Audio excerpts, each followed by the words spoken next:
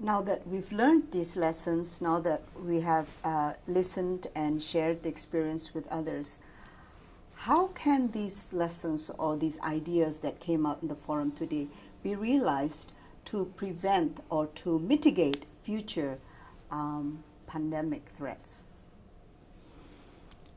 I think this is one forum among many others, but a very important one that provides opportunity for key persons from the government, from international organization, to share both successes and weaknesses, lessons from positive and negative sides. These are all very important learnings for all of us, and I believe that this the knowledge or awareness we created from this kind of sharing could be transferred or communicated through appropriate channels. For example, through the governmental mechanisms or through international mechanisms, and could be disseminated through the media, so that the key persons at different levels could pick up and make use, and it could be echoed in the upcoming forums. Would this be part of the global governance or regional mechanism that was proposed today? Is that a workable solution? These are compelling ideas. And I am optimistic that we are working towards that kind of thing. Now we have a better coordination, better working together among countries, better than before. At the meeting, many people are calling for a more effective, more efficient mechanism in the so-called the global governance.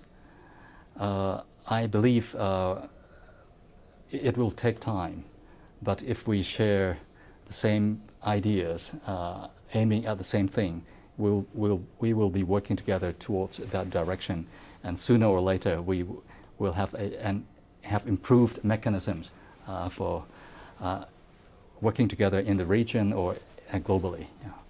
Now, all this time, the effort has been led mostly by governments, by academics, and international organizations. What about the private sector? What about private organizations like Sasakawa Peace Foundation? How can they play a role? I think Sasakawa is setting a very good model for NGOs, non-governmental organization, to have roles. Even though the governmental and other semi-governmental organizations have strengths and opportunities, but there are some areas that they difficult for them to reach, or difficult for them to work in efficient and rapid ways. I think that organizations like Sasakawa and many others that are coming up or that are now at work, like Gates Foundation, they can provide support to different action groups under the conditions that are not so constrained by rules and regulation as we are seeing with the governmental or more official organizations. And they, under these NGOs, there seems to be much more flexibilities in the how to work, and they tend to offer a more diverse perspective that may be different from governmental bodies.